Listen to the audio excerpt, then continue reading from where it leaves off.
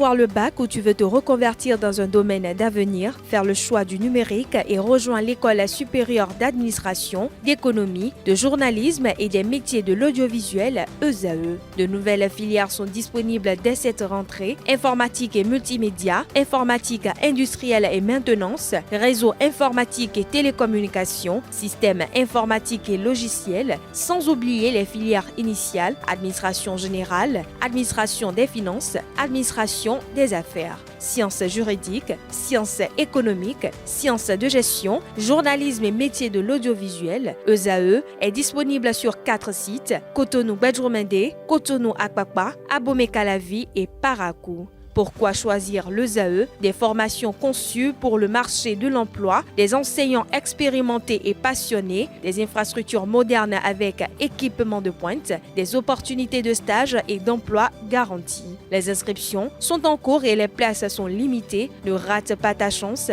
Donne vie à tes ambitions avec l'ESAE. Contacte-nous vite par appel ou par WhatsApp au 01 98 98 14 00 ou via email scolarité@esae.bj et visite notre site web www.esae.bj. Ton futur commence maintenant avec l'ESAE. Tu investis dans un avenir professionnel, concret et sécurisé. ESAE, l'excellence à un nom.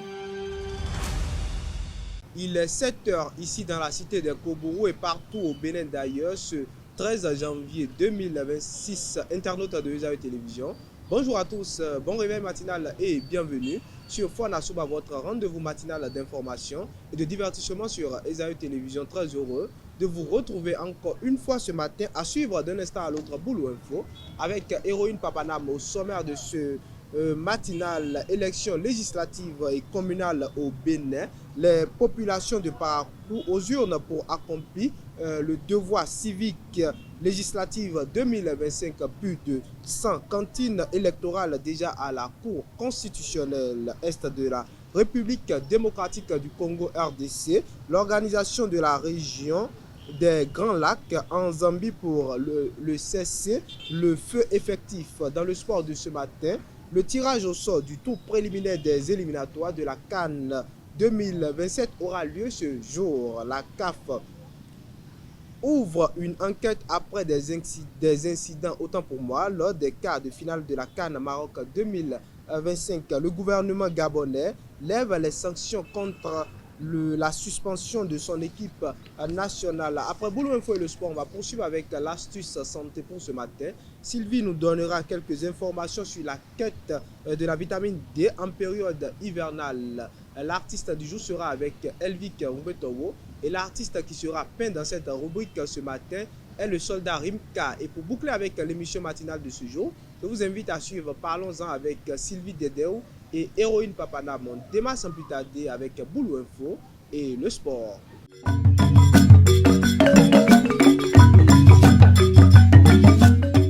Boulou Info, c'est avec vous, Héroïne Papanam. Bonjour.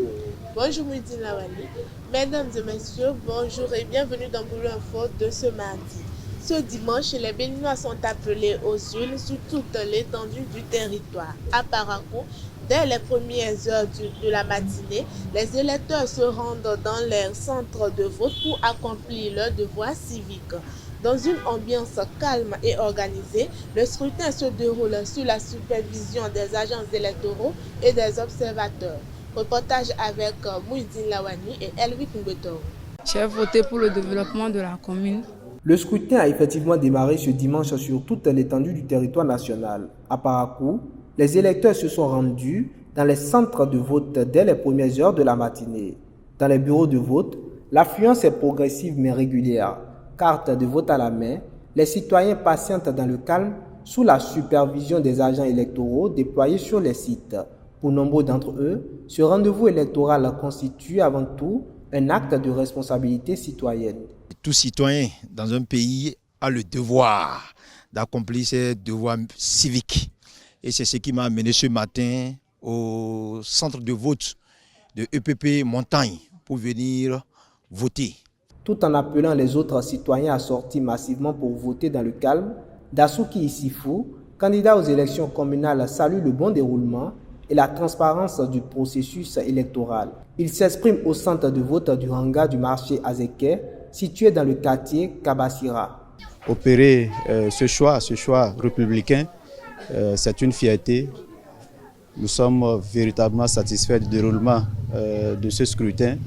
Nous sommes surtout plus satisfaits quand on regarde le calme, quand on regarde la sérénité avec laquelle les populations sont en train d'opérer leur choix. Dans les différents centres, les opérations d'identification et de vote se déroulent conformément aux dispositions en vigueur sous le regard des observateurs. Juste là, je peux dire que tout se passe très bien. Il n'y a pas de souci.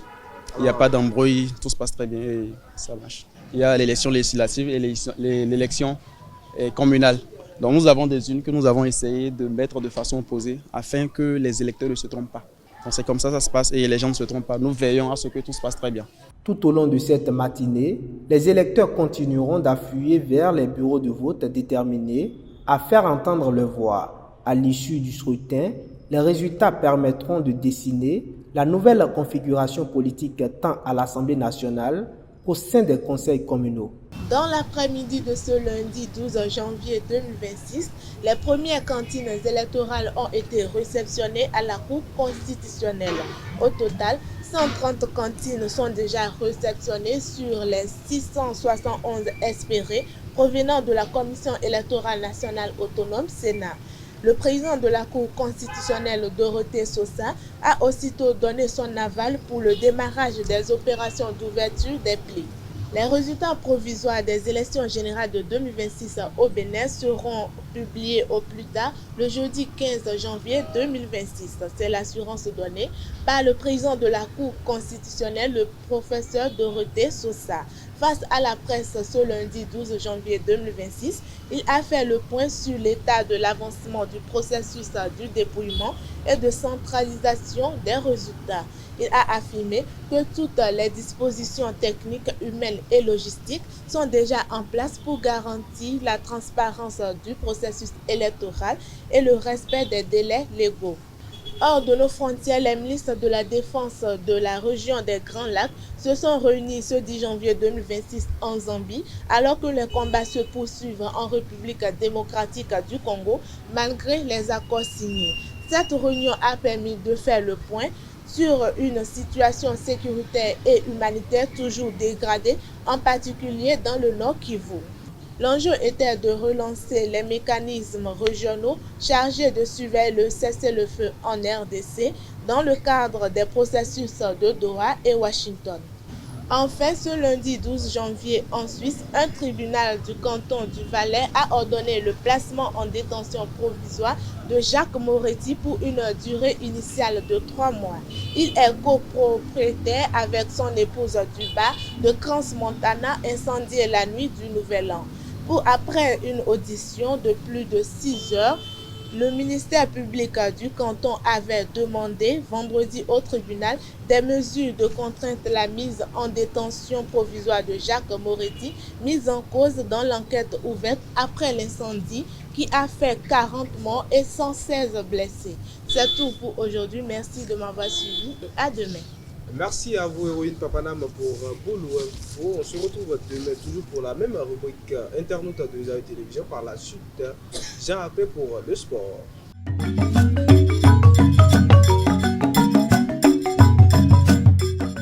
Le tirage au sort du tour préliminaire des éliminatoires de la CAN 2027 aura lieu ce jour. Le sport, c'est avec vous. Jean Appé, bonjour. Mehdi Lawani, bonjour. Internaute de Zaï Télévision, bonjour. Le tirage au sort du tour préliminaire des éliminatoires de la CAN 2027 aura lieu ce mardi 13 janvier à 13h au Maroc. Ce tirage marque le lancement officiel du processus qualificatif vers la phase finale de la CAN 2027 qui sera co-organisée par le Kenya, l'Ouganda et la Tanzanie. Au total, 12 sélections nationales vont participer à ce tour préliminaire. Il s'agit des équipes les moins classées selon le dernier classement mondial de la FIFA, tandis que 42 autres nations sont directement qualifiées pour la phase de groupe des éliminatoires.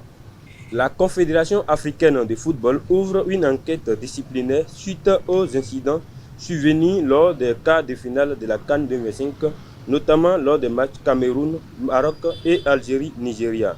Les comportements jugés inacceptables de certains joueurs et officiels sont visés, notamment ceux qui ont visé les arbitres ou les organisateurs des matchs. La CAF rappelle sa tolérance zéro pour les comportements déplacés et promet des mesures disciplinaires pour toute attitude contraire aux standards de professionnalisme.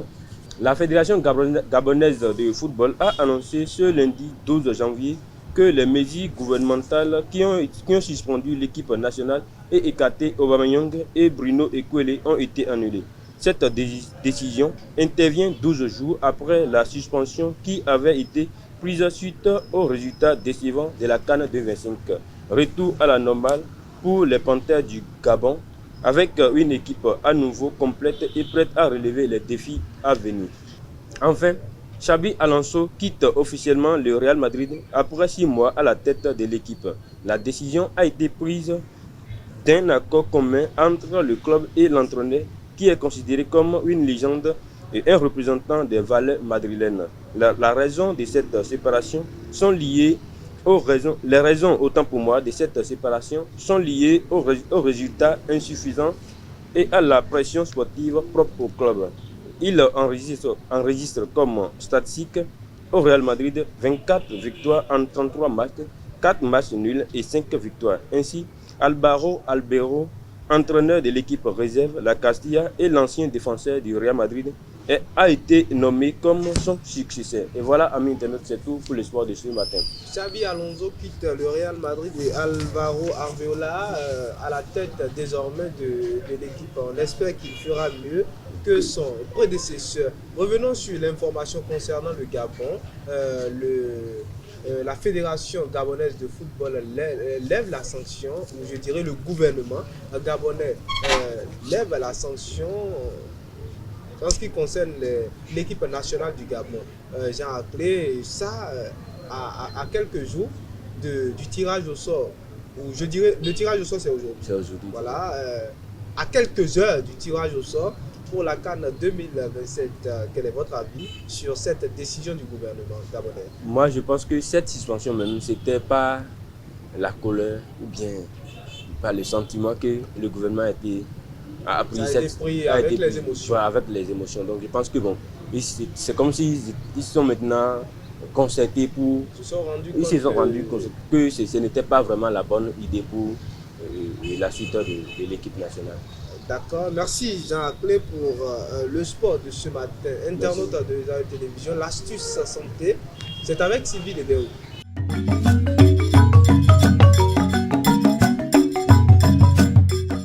Faire le point de la vitamine D en période hivernale, l'astuce santé, c'est avec vous Sylvie Lédéo. Bonjour Sylvie. Mouidine Lawani, bonjour. Internaute de ESAE Télévision, bonjour et bienvenue sur la rubrique Astuces santé.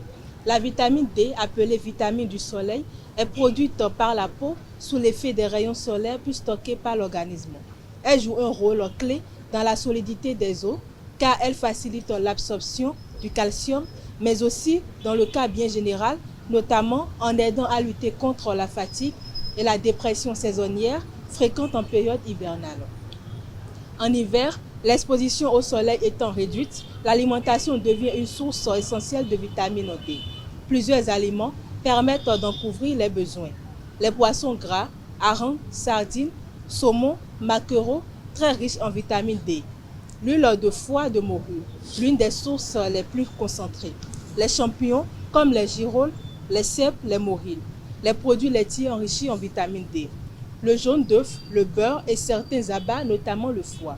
Le chocolat noir, les céréales enrichies et dans une moindre mesure la viande. Une carence en vitamine D peut entraîner des conséquences importantes. Douleurs musculaires et osseuses, fatigue chronique, baisse du moral, risque accru de dépression, d'hypertension artérielle, de complications pendant la grossesse, de chute chez les personnes âgées et même risque accru de certaines maladies. Conseil santé. En hiver, adoptez une alimentation équilibrée en intégrant régulièrement ces aliments riches en vitamine D et profitez du moindre rayon de soleil pour marcher ou vous exposer quelques minutes par jour, autant pour moi. Bien manger, plus un peu de soleil, est égal à un hiver en meilleure santé. c'est tout pour l'astuce santé de ce matin. Merci de m'avoir suivi et à très bientôt. Merci à vous Sylvie Dedeo pour l'astuce santé de ce jour. Sylvie, qu'est-ce qu'on peut retenir de la présentation de ce jour? Bon, aujourd'hui j'ai parlé de la vitamine D. J'ai parlé du fait qu'il faut faire le plein dans son organisme. La vitamine D est encore appelée vitamine du soleil. Vous voyez, quand on marche sous le soleil, ça enrichit la peau. Ça donne de l'énergie en quelque sorte et ça contribue. Bon, la vitamine D, c'est l'une des vitamines dont l'organisme a besoin pour en tout cas subsister. Donc en cas d'hiver, par exemple, il y a la fraîcheur, il y a le froid, il y a l'harmattan, comme on le dit. Donc en ce temps, il n'y a pas le soleil. Donc il faudrait puiser cette vitamine-là dans les aliments que nous mangeons. Donc j'ai cité les aliments, il y a le beurre, il y a également quelques types de poissons qu'il faut manger pour en tout cas améliorer sa santé. Même en harmattan, il y a le soleil à Parakou. Oui, mais dans certains pays, par exemple en harmattan, il n'y a pas le soleil. Je le fais, bon, en général, en cas général. Là, vous dites qu'il faut aller à la quête de cette vitamine-là pendant les périodes hivernales. Par exemple, chez nous, ici en Afrique, quand on s'expose au soleil, les parents, ils ne sont pas d'accord. Pour eux, c'est que vous allez frapper à la porte du paludisme. Oui, bon, ça dépend. Au fait, si c'est en période simple, il y a le soleil tout le temps, donc l'organisme n'en a pas réellement besoin parce que l'organisme en a nécessairement. Mais en période hivernale, par exemple, je suppose en temps d'harmattan, toute la matinée, il y a le froid. Donc tout le monde a froid. Donc je crois qu'en temps où le soleil sortira légèrement, je crois que c'est mieux de marcher un peu pour pouvoir puiser cette énergie-là que la nature nous donne. Surtout pour ces personnes-là qui ont votre couleur de peau, il faut se bronzer au soleil. Merci Sylvie Dedeo pour l'astuce santé. Elvi Keoumetowo par la suite pour l'artiste du jour.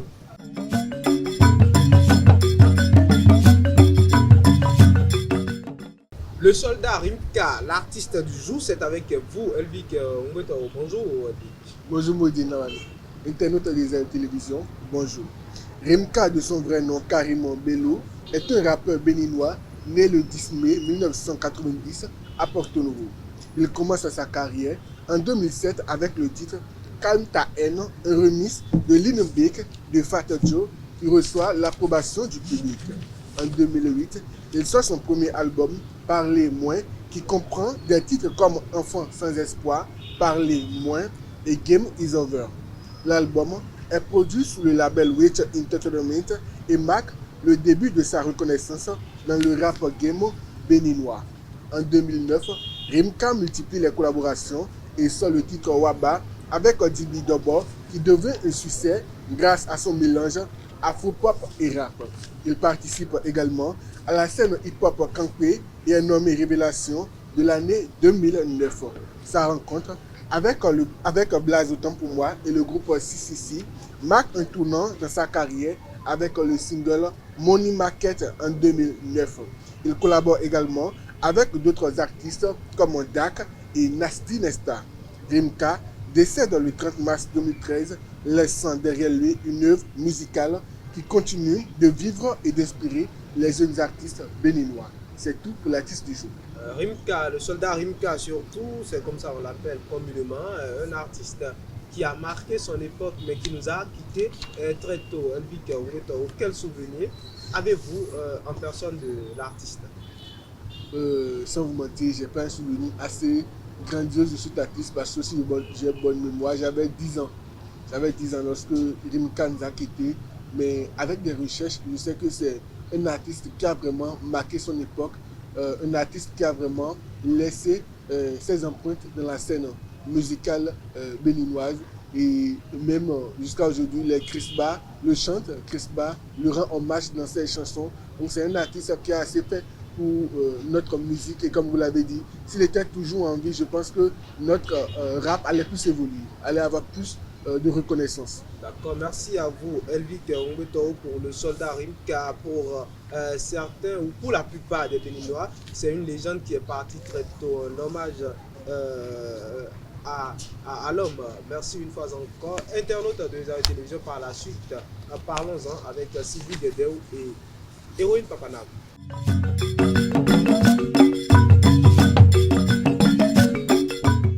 Est-ce une obligation pour un jeune homme d'aller rencontrer les parents de sa dulcinée? C'est le sujet de Parlons de ce matin et la discussion est avec vous, Sylvie Dedeo, bonjour à nouveau. Bonjour à nouveau, Mouidine. Et vous, Héroïne Papanama, bonjour à nouveau. Bonjour à nouveau, Mouidine. Alors, le décor ainsi planté, Héroïne Papanama, qu'est-ce que vous pensez du sujet?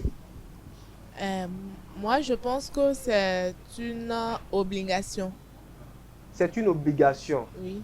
d'aller checker les parents de son amoureux avant même de prolonger la relation. Oui. Et vous, Sylvie? Bon, je crois plutôt que ce n'est pas une obligation. Ce n'est pas une obligation. Pourquoi? Parce que déjà, ça dépend du jeune homme en question et des sentiments qu'il éprouve pour la fille. Parce que là, on a parlé de petite amie. Quand on parle de petite amie, par exemple, rien n'est encore défini, on ne sait même pas ce qui va se passer. Et quand on commence à mêler les parents, je crois qu'on part vite en besoin et ce n'est pas bien. Je suppose que bon, je suis déjà en relation avec quelqu'un. Quand je l'ai rencontré, je ne l'aime pas encore, mais je me dis dans la relation, je vais prendre le temps d'aimer cette personne. Mais si cet homme-là en question vient rencontrer en même temps mes parents et que je n'arrive pas à l'aimer, comment expliquer cette situation-là à mes parents bien? Comment ils vont me regarder au fait? Ou imaginer, par exemple, que chaque fois que je me mets en relation, on ne va pas dire que nous sommes uniquement sur notre première relation depuis qu'on a commencé à se mettre en relation. Donc imaginez que chaque fois que je me mets en relation, cet homme-là vient rencontrer mes parents. Mais comment je serais vue déjà à la maison? Il y a tout ça aussi qu'il faut prendre en compte. C'est le raisonnement de Sylvie Dedeo, Héroïne Papanam. Vous pensez le contraire. Pourquoi? Moi, je pense qu'il faut le faire parce que cela montre qu'on assume la relation dans laquelle nous sommes, qu'on est prêt à s'engager. Lorsqu'on va voir les parents, c'est aussi respecter les parents. Parce que la fille peut parfois passer chez le gars, mais il faut que les parents sachent où est passée leur fille lorsqu'elle est absente. Et dans ce cas, moi, je pense que la fille sera plus à l'aise avec ses parents. Lorsqu'elle veut sortir, elle sera plus ouverte avec ses parents au lieu de se cacher et partir. On ne sait jamais ce qui peut se passer. Et si quelque chose arrivait sur la route, quelque chose, on peut facilement attaquer le garçon parce que la relation n'était pas du tout assumée. Il faut assumer en fait la relation en allant voir ses parents pour officialiser les choses. Je pense que personne ne se met en couple. Bon, je trouve d'abord inacceptable ou anormal qu'un garçon vienne vers une fille juste pour s'amuser et fuir. Personne ne se met en couple juste pour des balades. On ne se met pas en couple juste pour après. fuir. On est tous d'accord. Revenons sur le sujet de ce matin. Sylvie Dedeo, est-ce que le fait de ne pas vouloir aller connaître les parents de la fille, surtout dans la plupart des cas, quand on me dit aller connaître les parents, c'est souvent une responsabilité de l'homme. Voilà, c'est souvent à l'homme que ça s'impose. Voilà, Sylvie Dedeo, est-ce que le fait de ne pas vouloir le faire, est-ce que ce n'est pas pure la responsabilité? Bon, je crois que pas forcément. Déjà, ce qui me dérange dans le sujet, c'est le fait de dire obligation. Parce que je crois que chaque personne est libre de décider de ce qu'il doit faire ou ce qu'il ne doit pas faire. Mais quand ça devient une obligation, en quelque sorte, c'est que la personne même n'est pas forcément consentante. Et là, ce n'est pas bien. Je crois que si moi, je décide, par exemple, en tant qu'homme, d'aller rencontrer les parents d'une femme, c'est parce que déjà, dans ma tête, je sais que cette femme-là mérite que j'aille voir ses parents et que j'ai un certain sentiment envers cette femme-là. Mais on ne peut pas m'obliger à rencontrer et peut-être tous les parents des copines que je rencontre, par exemple. Mais ça dépend. Vous allez voir un homme, par exemple, qui, bon, quand il rencontre une femme, par exemple, il peut faire des années sans épouser la femme, mais après, il peut rencontrer une autre femme et après quelques mois, il commence à planifier le mariage. Donc ça dépend, en fait. On ne se lève pas juste pour aller rencontrer les parents de quelqu'un. Il faut d'abord s'assurer que cette personne-là est de bonne moralité, que cette personne-là peut cheminer avec nous. Est-ce que pour que cette personne puisse cheminer avec vous, Héroïne Papanam, vous pensez qu'il faut aller faire la rencontre des parents? Mais Héroïne, disons qu'à chaque fois, quand vous rentrez dans une relation, l'homme en question, il va faire la rencontre il va vers vos parents à chaque fois. Et ça devient une répétition. Est-ce que ce n'est pas du désordre? Oui, c'est du désordre. Les parents peuvent se plaindre après. Mais moi, je demande... est-ce que cette fille-là est d'abord sérieuse? Bon, peut-être que ce sont les gars qui ne sont pas sérieux. Ils viennent, ils passent. Mais bon, il faut pas, dans ce cas, moi, je pense qu'il ne faut pas fatiguer les parents. Ou aujourd'hui, il faut amener quelqu'un. 2 mois après, on change encore quelqu'un. 3 mois. Ça fatigue les parents, en fait. Et eux aussi vont commencer par se poser des questions. Dans ce cas, je pense qu'il faut carrément laisser. Le jour où on sera prêt, on pourra faire le pas. Autre point du sujet, parfois quand on rencontre les parents de sa petite amie, on se trouve dans l'obligation d'être exemplaire dans la relation. Oui, c'est ça aussi l'avantage. Vous avez l'impression que les parents vous surveillent, que les parents de la fille vous surveillent. Donc il faut être exemplaire pour qu'ils disent que oui, ce gars peut bien prendre soin de notre fille après. Et ça avantage aussi la fille parce que elle peut se sentir protégée, je vais dire, protégée en quelque sorte, parce que elle a déjà rencontré les parents de son gars, le gars aussi a fait de même. Donc les choses deviennent plus faciles et on a plus confiance en celui avec qui on marche. Héroïne le disait tout à l'heure, quand on va rencontrer les parents de la fille se sent plus protégée et on a l'impression que les parents surveillent la relation. Sylvie, surveiller une relation qui est censée être à deux, voilà, et on voit que les parents sont là pour nous surveiller. Est-ce que ce n'est pas dérangeant? Bon, déjà, il y a des parents qui exagèrent, hein. Disons la vérité, il y a des parents qui exagèrent et qui te surveillent de partout. Moi, je vais prendre mon exemple. Moi, quand j'étais encore au cours secondaire, je me rappelais un jour, j'ai dit à un moment, j'allais au TD. Mais finalement, j'étais au TD, ma camarade de classe me dit, regarde derrière toi, je vois ma maman quoi. Au fait, j'ai l'impression qu'elle ne croyait pas au fait que j'allais réellement au TD. J'étais en classe de terminale, elle ne croyait pas au fait que j'allais au TD. Mais peut-être que ça vous arrivait parfois de ne pas aller au TD Ce qui est même bizarre, c'est qu'on me contrôle au fait où, le jour, quand je mets pied net à l'école, le directeur appelle mon papa, vous dit, ta fille vient d'arriver. Quand je finis le cours net, on appelle, on dit, ta fille vient de sortir. Au fait, on m'a tellement corsé quand moi j'étais au secondaire. Et je me suis dit, mais les parents n'avaient pas confiance. Et le tout, c'est que c'était même pas comme si j'étais en relation que je leur en avais parlé. Donc imaginez même si j'étais en relation que je leur avais dit un truc comme ça ou bien, bon, j'avais un petit ami qui était venu à la maison. Là, c'était pire. Donc en fait, ça dépend aussi des parents. Il y a des parents qui supportaient de trop. Et parce que mes parents me surveillent autant, je peux dire, bon, ce qu'ils veulent voir là, ils verront. Mais malgré ça, je n'ai pas fait ça. Mais il y a des enfants qui auraient fait ça. Mais quand vous le dites à vos parents, par exemple, que je suis en relation avec tel monsieur, et le monsieur il vient même se présenter à la maison, il dit non, ce n'est pas beaucoup de questions dans ce cas. On lui demande juste quelques questions, deux, trois questions. Est-ce que vous êtes avec ma fille? Elle dit oui. Est-ce que vous êtes prêt à faire du sérieux avec ma fille? Il dit oui. Voilà, autant de questions. Mais ça vous protège en quelque sorte. Vous ne voyez pas ce côté. Mais par exemple, quand vous quittez la maison, on ne sait pas où vous allez, mais les parents ont l'assurance que c'est chez celui-là où vous êtes. Et on peut l'appeler même pour confirmer votre position. Maintenant, c'est compréhensible. Si en ce moment précis, je dois présenter quelqu'un à mes parents, c'est compréhensible. Mais imaginez, quand j'étais encore étudiant, j'étais même pas stable émotionnellement dans ma tête. Je ne savais même pas encore réellement ce que je voulais. Donc imaginez que j'allais présenter quelqu'un aux parents en ce moment. Je crois que déjà moi-même dans ma tête, là, je n'étais même pas prête pour un engagement de longue durée en quelque sorte. Donc, je crois que déjà la fille en question qui veut faire présenter un homme à ses parents doit être sûre d'être prête également, de s'engager à long terme. Héroïne Papanam, les relations qu'on mène aujourd'hui, connaissant les jeunes d'aujourd'hui, est-ce que quand une fille, par exemple une jeune fille qu'on a draguée, commence à nous dire viens voir mes parents à la maison, mes parents te disent de venir, mes parents te disent de venir, mes parents ci, mes parents ça, au moins, est-ce que ça ne fait pas fuir? Voilà, est-ce que ça ne fait pas fuir l'homme? Bon, oui, il y a d'autres hommes qui fuient, il y a d'autres qui vont.